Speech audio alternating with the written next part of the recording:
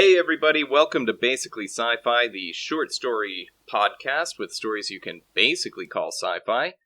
My name's Todd. And my name's Adam. And I'm Jared. And this is another Todd episode. Yay! Thanks, Mom, for listening. Oh, shit. Yeah, now she only has to listen once every 3 weeks. We've cut down a third of our views. Or 2/3. But we might have more retention, so that's good. Yeah, she'll get all the way through an episode now. Yeah. Man, this episode is coming right off of uploading episode 11 to give those at home keeping track of when the date is for this.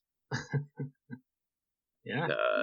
So, oh my god, and my mom contacted me after that, and I think in the episode I actually said, like, I don't think my mom listens to this, so so I will now proceed to talk shit. Exactly. What's your new shit? My new shit? Yeah. You mean my story or, like, No. life shit? I mean, like, life shit. Life shit. Hold on, I had something for this. You get that new Dragon Ball Fighters? That new Dragon Ball Fighters? I did when that last episode 10 or whatever went up, and I was just like, I'm playing this now, so I'm gonna use that as the cover. I don't know, that's my new shit, though, is that now that we're changing formats, and I'm not doing all the editing and creative picture making for the uploads, we might not be seeing as much of our friend and mascot, Mo, the spaceman. Yeah. Oh, see that face that's, like, Still does. put on the other faces in the pictures? Yes. Oh. Yeah. Yeah. My brother drew that. Nice. That and the out-of-date Mo is the cyborg version as an old man that we also use occasionally. Yeah, I think in some of the... I think we used it more on SoundCloud. I'm not sure. Yeah, probably. I don't know. But those episodes get deleted as more episodes come out, so, if you want to catch up on old Basically Sci-Fi, make sure to like, comment, and subscribe on YouTube. Yeah. The only nice comments, please. I can't bear to look at, like, disparaging shit. Save that for your story. I welcome constructive criticism, destructive even. Tear me down, roast me, make an epic takedown response video. Get this shit all over the internet. Yeah, post it to your significantly more subscribers than us. At this point. Well, anyway, all of our subscribers are not here for this jaundice. That's true. That's true. They're trying to hear... let me see, how can I say something that'll, like, wrap that up and be a segue? Speaking of segues, Todd, don't you have a story to read? That's right. I have a job now that I enjoy, and that's writing. Yeah. Writing stories for a podcast. Nice. With my buds. And all you buds at home listening.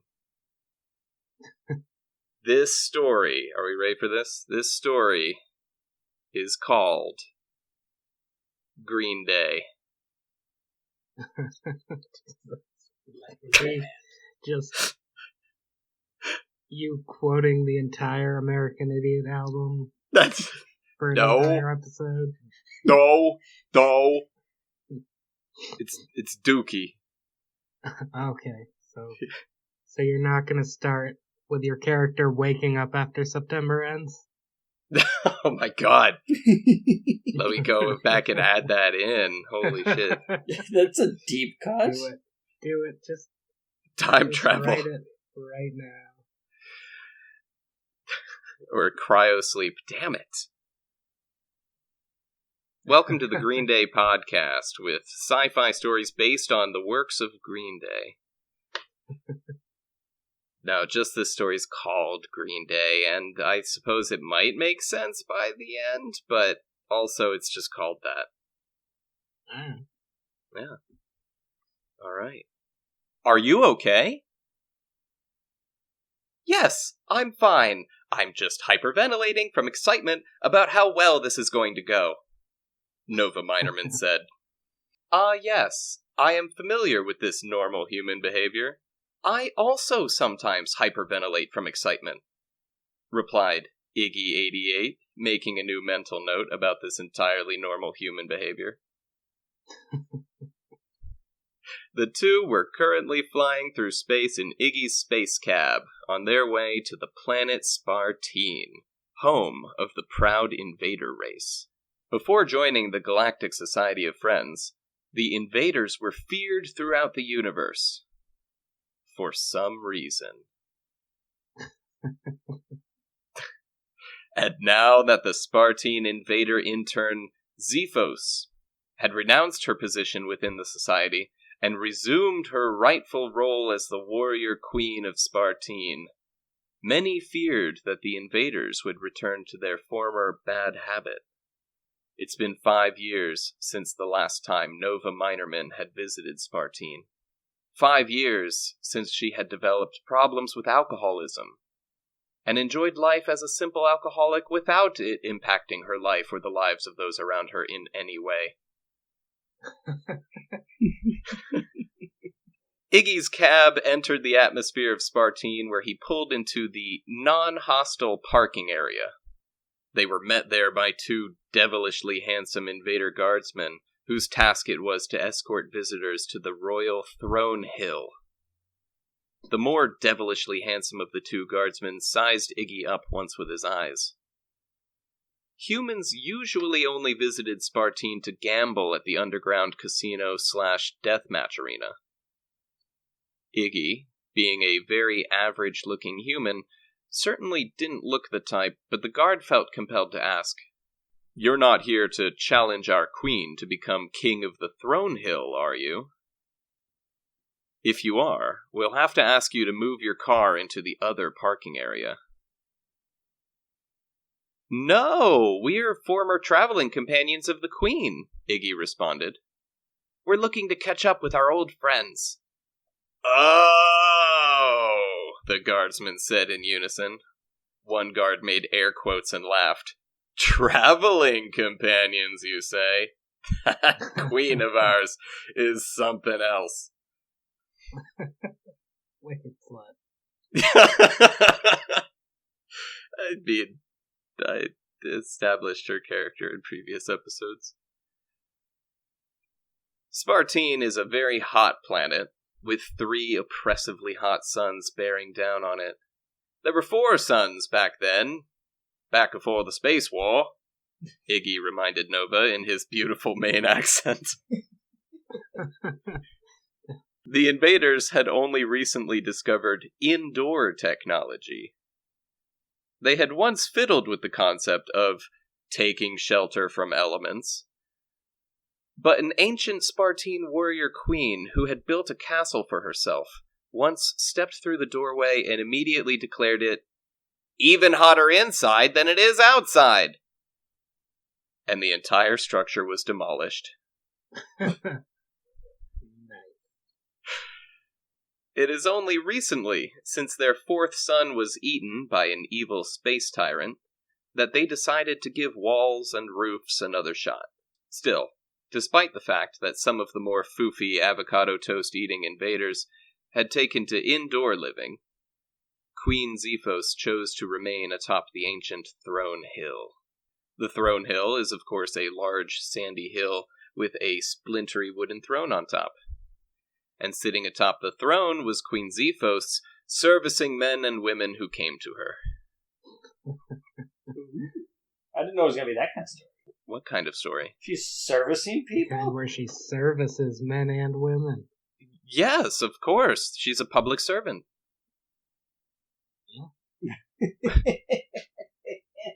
All right, I'm missing something. One invader woman begged. Queen Xiphos, an apartment building has recently begun being constructed on the acre of land where my ancestors have dwelt for thousands of years.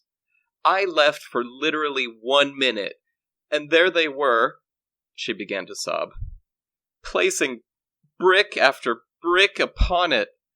My ancestors weep to see it so defiled. Xiphos brushed a beautiful blood-red lock of hair from in front of her eyes.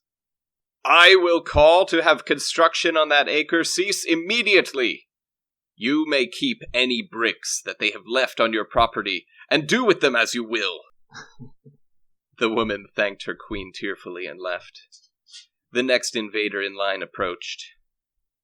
Come forth, simp, and plead your case, the queen commanded. Hi, Queen. Yeah, my dad was the owner of a construction company who was building apartments in the area, but he was recently murdered at the site where he was working. Was it that last woman?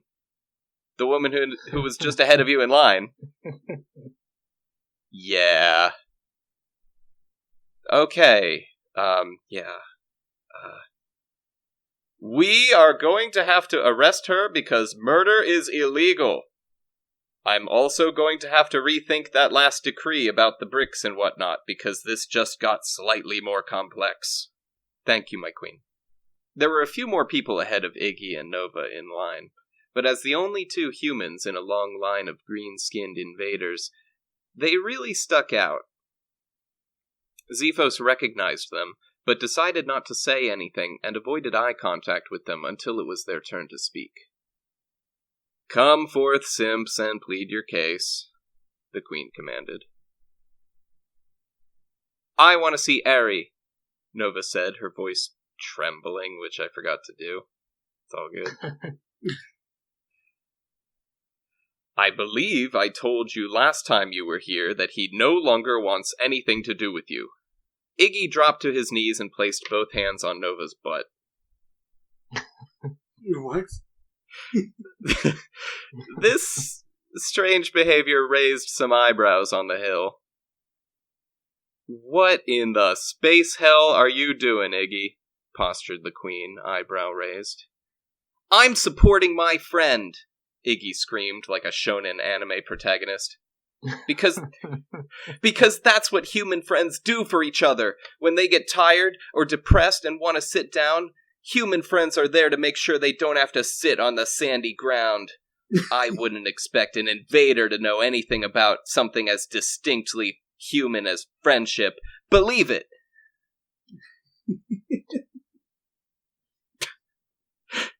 It's not just an excuse. Nova had been sober for about half a day now, and she was starting to get shaky, but she stood firm and said, If he truly doesn't want to see us, then give me the chance to see him and hear him say it himself. As queen, Xiphos wasn't obligated to give her shit. I'm not obligated to give you shit, she said. Xiphos drew her space saber and raised it into the air. You are dismissed and banished, in that order. She motioned for her handmaiden to approach. Handmaiden, see these two back to the visitors' parking lot. Let them park their car in the hostile parking area, if they dare! Xiphos' handmaiden came forth. He was a young human boy of about 15, with brown hair and blue eyes. I want a new title, he said. Yeah, he would, wouldn't he? In 3 years or so, I will see to it personally that you are no longer a maiden. Until then, I will call you handmaiden, and you will respond.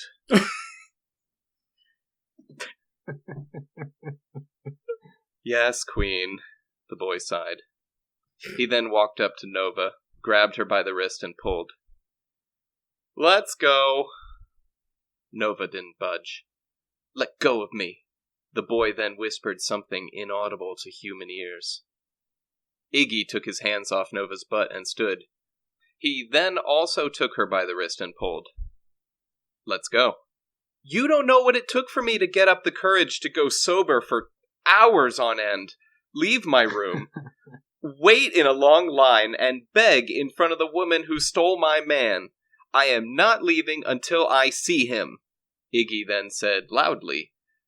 No, we should go with the kid, 'cause he said he had some really important human shit to say to us. Nova shrugged, and the three of them made their way back to the parking lot. One of the devilishly handsome guardsmen, and I think that's like their official title, because I wrote it in capital letters. So they're not actually devilishly handsome, but their title is devilishly handsome. Yeah. I think it's a requirement. No, I Should like the we idea of, follow like, them? Them being ugly, and then also being called the devilishly handsome guardsmen.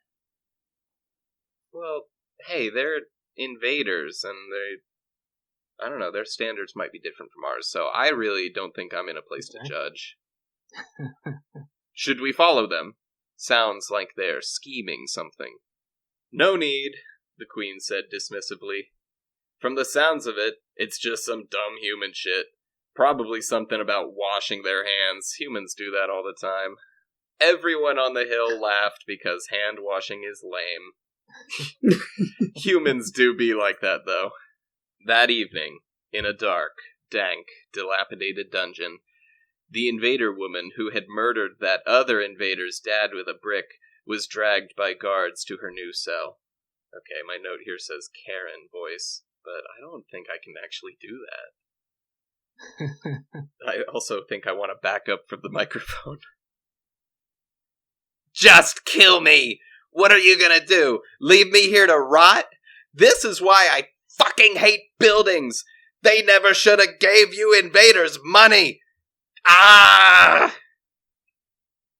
She raged against her shackles. Hey, geez, lady, don't have a cow, a voice called out from the next cell over. What did you say to me? I'll bash your head in with a brick, too! Whoa, hey, no need for that. We're cell buddies now. What's your name? None of your goddamn business, bitch! Nice to meet you, Nunya. I'm Mitch. My friends call me the Hammer, 'cause I'm a shipwright, and I use a hammer. Are you an alien? I'm half Climaxavian and half human. Weird, right? You should see this cool bird thumb I got, though. Whoo-wee, it is something else. Just then, the handmaiden, a.k.a. the main character of the universe, Jared, snuck into the dungeon. Mitch, he whispered. Again, I'm reading this wrong. No, Mitch, he whisper-yelled with his voice cracking because he's an edgy teen now. Mitch, tonight's the night, you ready? Is it time already? It's been about 4 years. Gosh, well, me and my friend Nunya just been chatting it up. And time flies when you're having fun. Gosh, 4 years of my life waiting in a cell. Not bad. Jared pulled out a laser blaster and shot the lock off the cell door Mitch was being held in. He then threw the blaster to Mitch, who caught it in his human hand.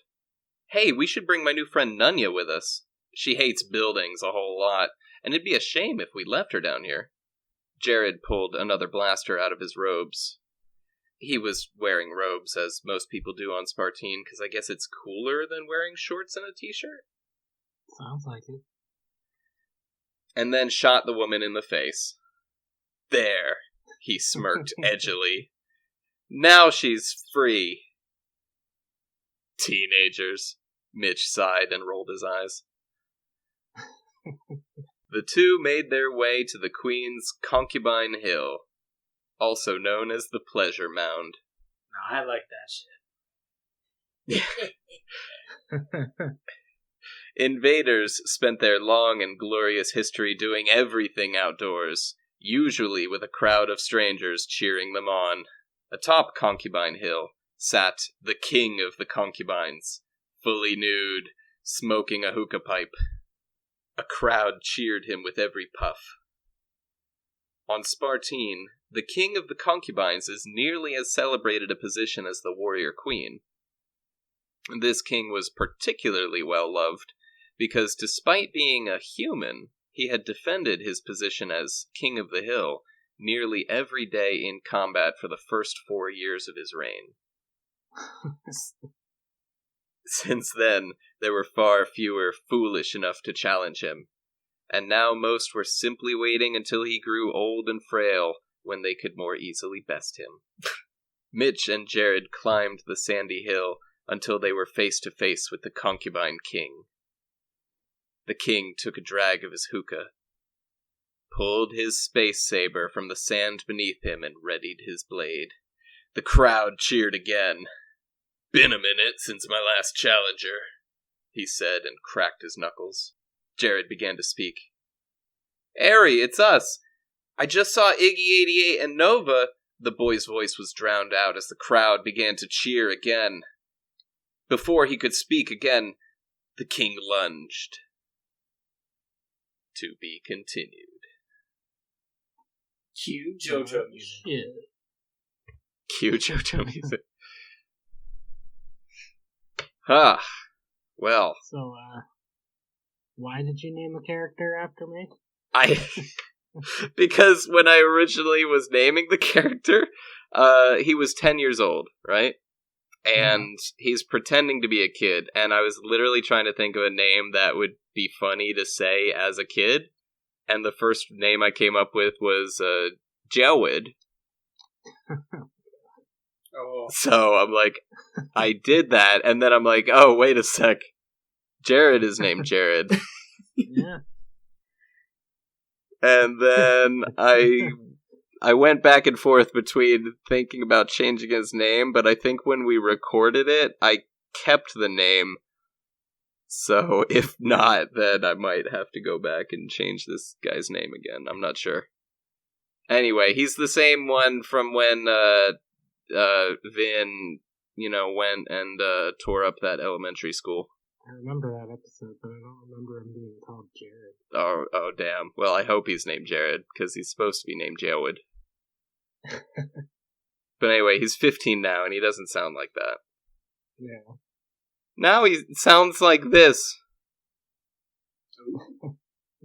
So, this boy, correctly, is the main character of the universe? The main character of the universe, or at least that's his title. It makes him the thumb in the finger? I can't remember. I think, when I said that Vin was the middle finger, I just thought that was funny. I know, but the lore. We gotta know. Lore, right.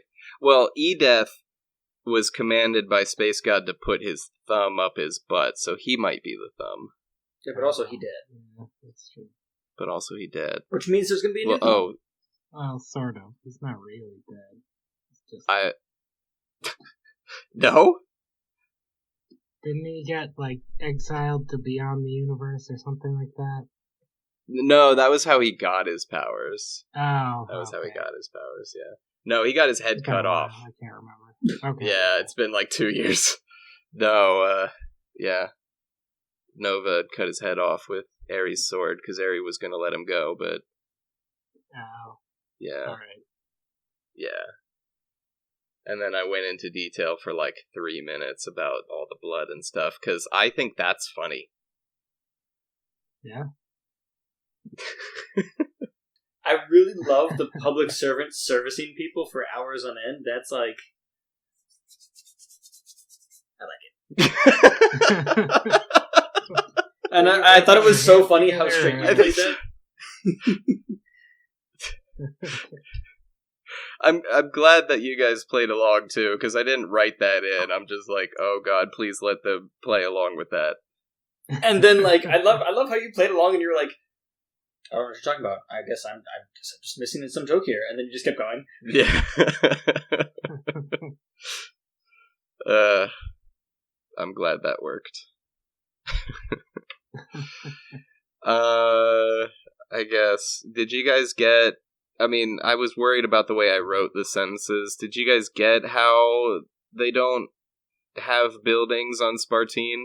I did get that, actually, that they don't have fucking buildings at all. Okay. The whole reason I did that was because in episode 3, when Iggy is doing his framed narrative about the planet Sparteen and their sun being eaten, which I had to listen to because I don't have a copy of it written down. While I was listening to it, he says it's a barren planet. And I'm like, shit.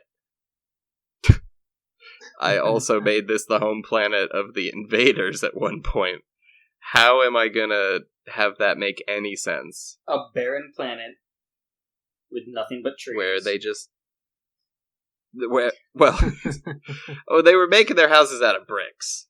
So, I don't know. They got sand. Yeah, they gotta have swords, but to make swords, you gotta have something to burn. It's a little bit like Minecraft, where you do have to have a stick at some point. I mean, they're space savers. They've got future technology. They just don't bother with, indoors, outdoors, structures. Privacy, no. But that's not the way they are. No. Because that's what I kind of envisioned. It's like, the invaders, they don't have houses, they don't have anything except for weapons. Basically, Conan Exile. No. I was gonna go into a bit of detail about what the guards' uniforms looked like, but now that I didn't, maybe they were just all nude. I think that's better for the fan Why fiction. not? I think so. I'm gonna leave the artwork up to one of you guys for this episode, so thanks. So how big do you want their dicks to be? That's the question. And how many? Yeah, how many? Off-screen, but enormous. How many? How many do the aliens have? How many dicks do they have? They have just one. They have just one. That is canon, though. But it is L-shaped, so they can sit on it? Because they don't have chairs. So it's not in a story. It's not in a story, but it is canon, so that if I ever write a story where at one point I'm like, Vin pulled out both his dicks, you guys have to be like, no, hold on. No, Vin's human. No. Vin's an invader, but he only has one dick, because that's the canon now. He's got the one huge dick. Just... Yeah, that's established. Okay, actually, I might have established the lore of Vin's dick. I don't know. I don't honestly remember. In Giant Robots and AI, he is feasting with his other pirates, and he goes, "Who's got the biggest dick this side of the galaxy?" Yeah, and all of his crew cheers, because they've all seen his dick.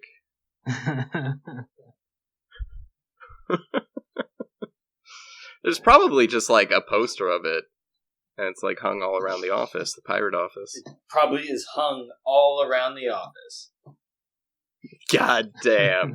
And with that, I think that's the end of the episode. Best joke so far, too, by the way.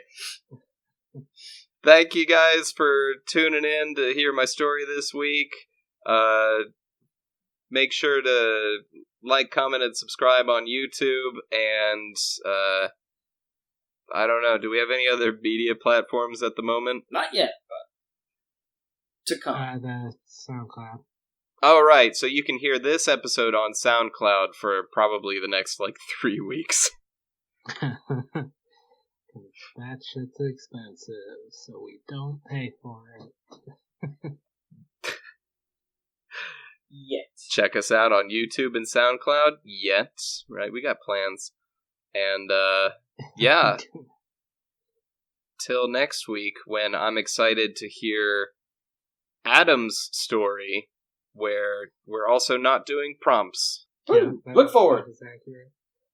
We didn't mention that. I'm going to put it in the doodly-doo below, that this story doesn't have prompts. Not because we're lazy, Also, I'm going to have to title it. but because we're right? changing the formula. We are the Krabby Patty formula of writing. Yeah. Bye! Bye. Bye.